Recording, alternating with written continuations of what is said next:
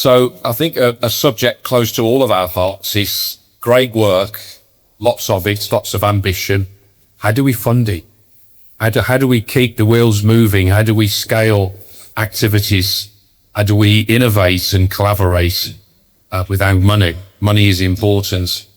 So the Pluggin Ecosystem sounds like every other ecosystem, a sort of ambiguous. What is it? So I'm just here today really to put it into context in terms of Musically Unorthodox as an initiative, but I think more so in terms of how do we use what's been built over the last 3 years, but what dates back to Africa when I first started back in 2008, where I was trying to work ways of connecting business to community activities, but to make it mutually beneficial to them. So businesses can still make their profit, but communities can get access to a far more sustainable resource. So the Pluggin Ecosystem is far more than some project. It's actually a movement, and it's live. Okay.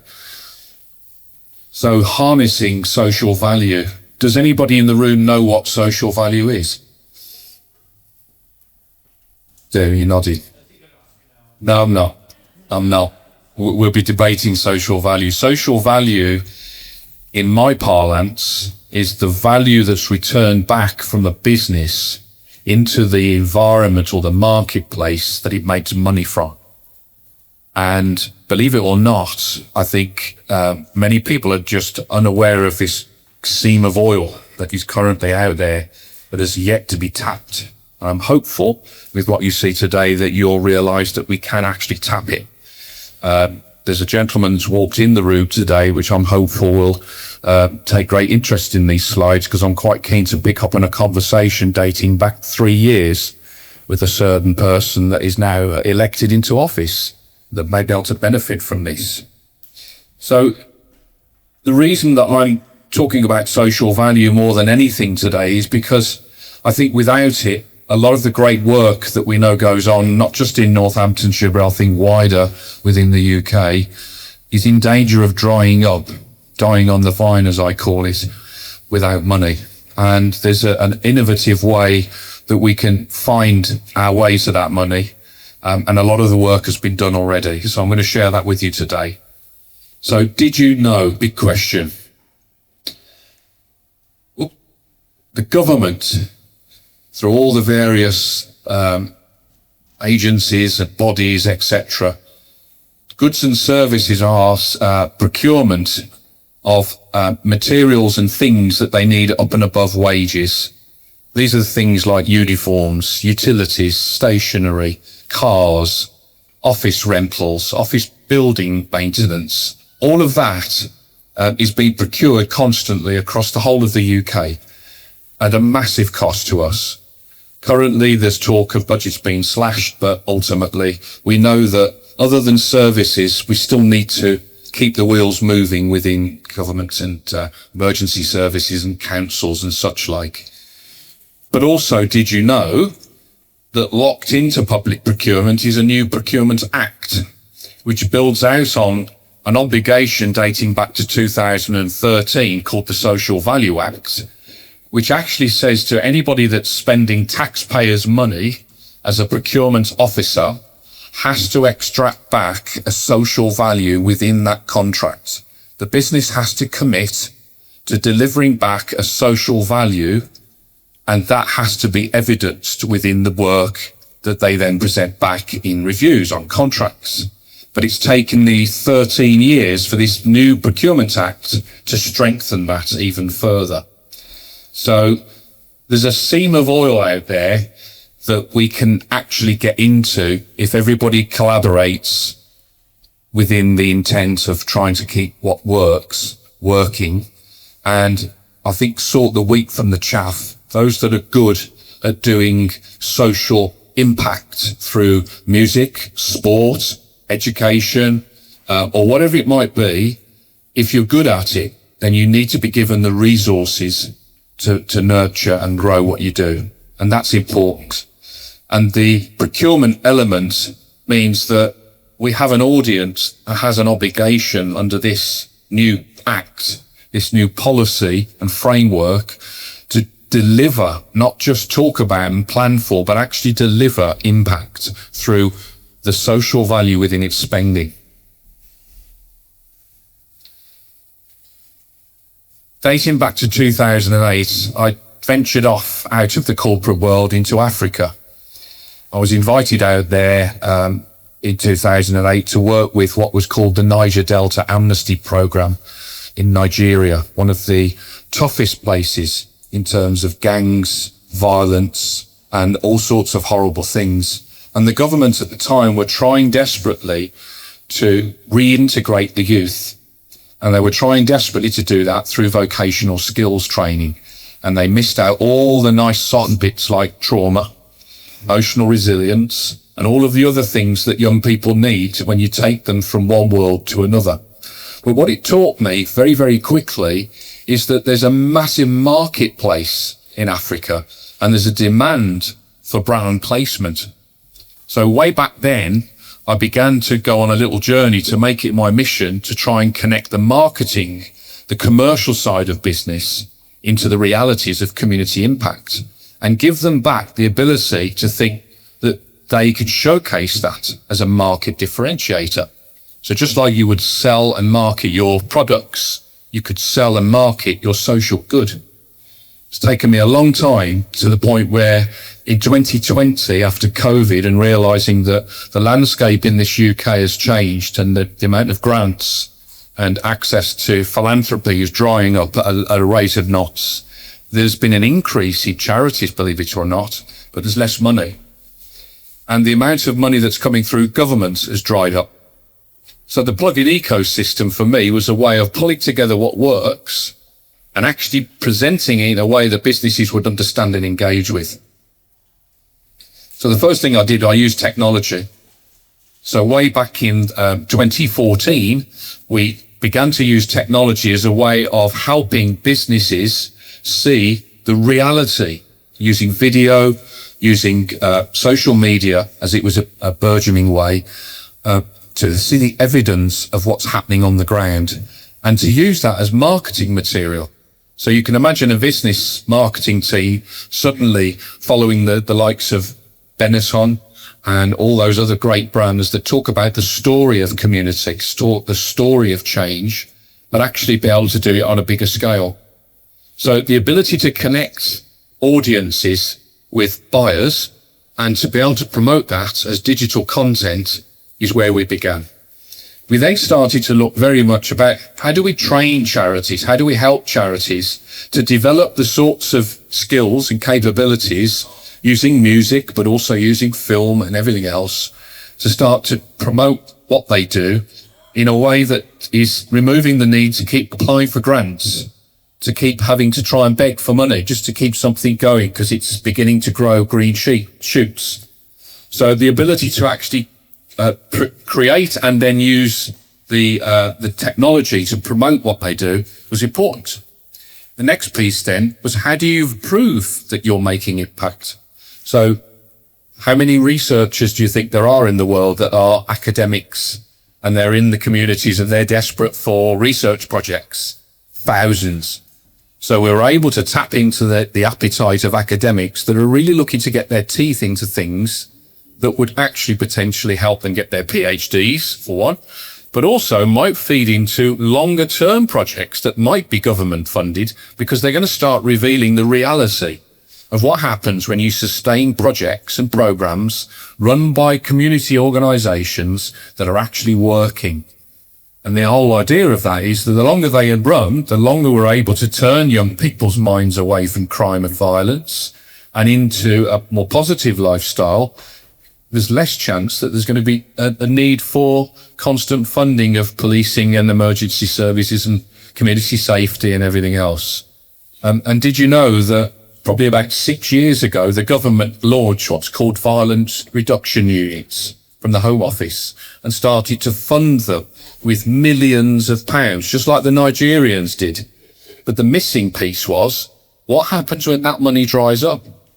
Police and crime commissioners were appointed and elected, and their remit was to sit above the police and the fire and rescue service and to try and steer better policing practice. But they don't steer the procurement side of those services. Excuse me, I do. I know you do, Danielle. And we have social value in all. I know you do. And we've been working together for quite a few years. So Danielle and I started a journey when I was at University of Northampton, where we were exploring with the council, why is it that procurement won't work together with their suppliers and start to really use the social value? And we had some interesting meetings, didn't we, Danielle, in terms of various groups of councillors that tried to resist us. But ultimately, how best could you promote that it's working within communities, that change is actually happening, if you could actually start to push that as positive PR into the communities, into the residents?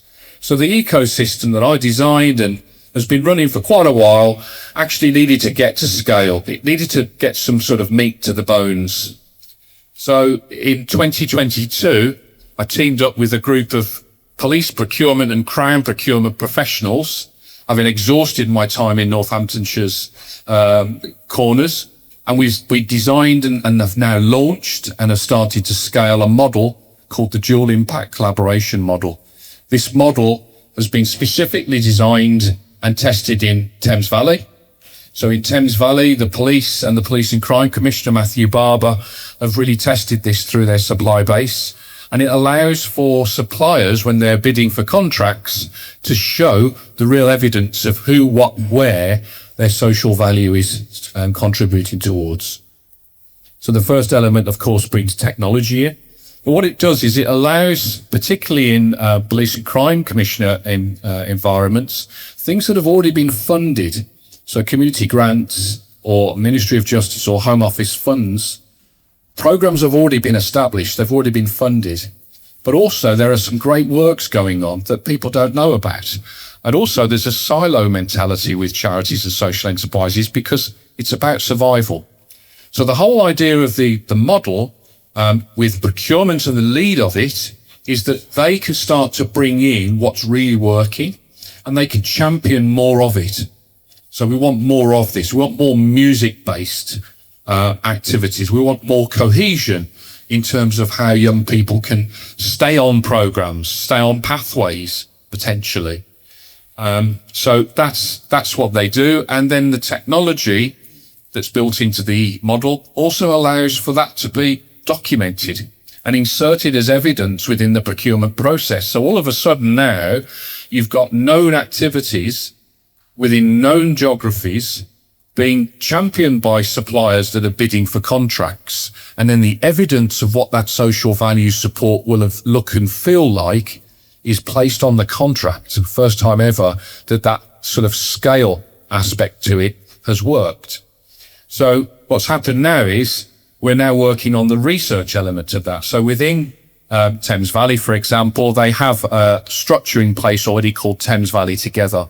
So Matthew Barber, who's the Police and Crime Commissioner, and the Chief Constable have the information at hand. So as a young person passes through a program and maybe into 2 or 3 other programs, we're able to see the evidence of positive impacts on that young life, potentially reducing reoffending, potentially back into education, whatever it might be. So for the hard to reach community groups or demographics, we're able to start to say that we can harness this social value. Let's start seeing the evidence of it in terms of taxpayers. And then finally, the element of being able to promote that out to communities. You can imagine an area as big as the Midlands, so the East and the West Midlands, and the amount of charities that are doing great stuff that could be harnessed, put together and supported will have a massive social network that they can reach in terms of their storytelling. So the positive output means that the story of the impact they're making, professionally created because of trained through the earlier part of the model, means that we start to get some really exciting interaction between the business that's trying to promote itself as a socially good, potentially a B Corp organisation, wants to win more contracts.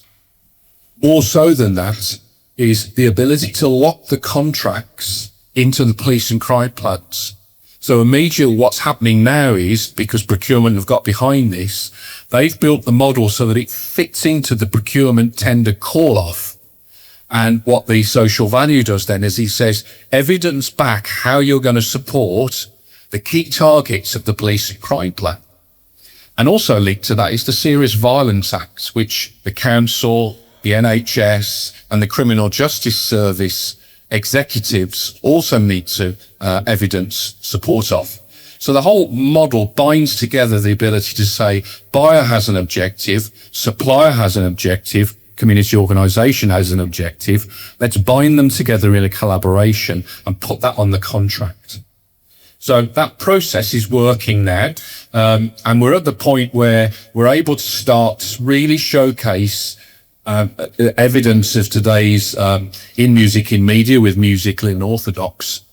What is it that you're doing? What's your ultimate objective in terms of scale and sustainability? How can businesses that are supplying into any area that you're operating in really come in and support you in terms of maybe monetary or maybe equipment or maybe volunteer topic to help you scale out what you're doing? So the ability then to create what's called a collaboration agreement can then be connected into the procurement side. And at pre-procurement, that's just an upload. It's the evidence document that says, this is the organisation or group of organisations in your area. This is the impact that they're already making. We're going to be supporting them to make more of it over this next 1 year, 2 years or 3 years. At the procurement stage, the procurement team, when they're scoring this, now have all of the evidence, all of the reference points to know that it's not about litter picking anymore. It's not about, tokenism. It's about long-term viewpoints in support of direction of travel. And they score accordingly to what they're seeing as the evidence. Post-procurement, the agreement then turns into a deliverable. So on the contract, when they have a contract review with that supplier, they're then looking for the evidence that they've supported that community organisation or group of organisations and that it's starting to return dividends. And it's the charities that would be saying it's working. It's the communities, it's the evidence from the community impact that's the evidence that that contribution is working. So it is a bit of a shift change, but it does go back to the various obligations.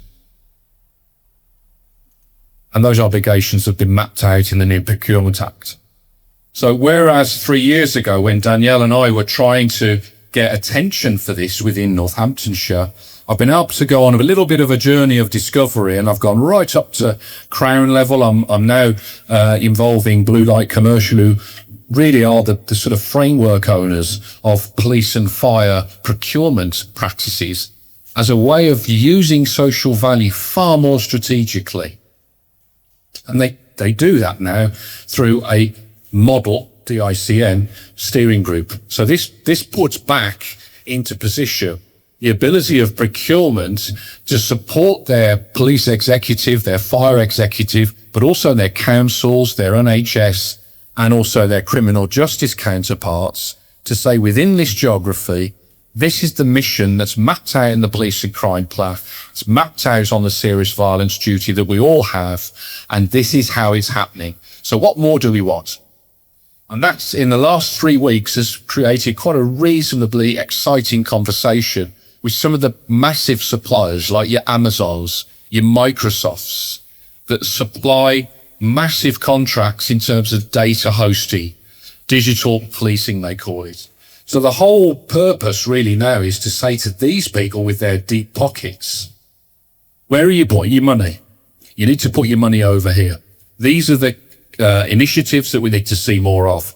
So when we talk about violence reduction, for example, it isn't about intervention now, it's about prevention. It's about long-term strategies using organisations that are in here to say, well, how do we collaborate with you over the next 10 years? And what does that look like? So you've got the local procurement doing the social value at contract level, but you've also got the strategic level at national levels, and there's an association of police and crime commissioners body that has the weight behind that to start to really look for where that money needs to go. And you've got the appetite of the big suppliers, utility companies included in that earn billions out of contracts that are now being brought to the table. But for the first time, we've got the ability to actually show what's working, what they can actually start getting more out of. So we've got the evidence of the activity in the contracts. We've also got the stats that are coming out. So the reason for coming today, really more than anything, was to be able to say, I think it's great that we're all talking about collaborating, we're all talking about innovating, but I think where money comes from, there's an existing pathway, and people like Danielle have already made that start, but there are many, many others out there that haven't. And so this model now is a collaborative approach, and it's being driven through public procurement, not by me, not by us, but I think it stands on the merits of the organisations like yourselves that are collaborating to develop innovative programs. So what does that look like in real terms? I think that looks like a UK approach, which means that if it works with Musically Unorthodox, why wouldn't it scale? Why wouldn't it be popping up in different parts of the country? Why wouldn't the music industry not have to worry about finding its money? But why wouldn't the creators that I've sat and listened to today, that are also artists or producers or business people or entrepreneurs, be a part of this new phase? Because if you can take that to the point where you've got the social value mechanism in place, you can then put the building blocks in that hold this together. And then over time, you've got a research-based, research evidenced approach that allows us to see what's working, what's not working, what should we do more of.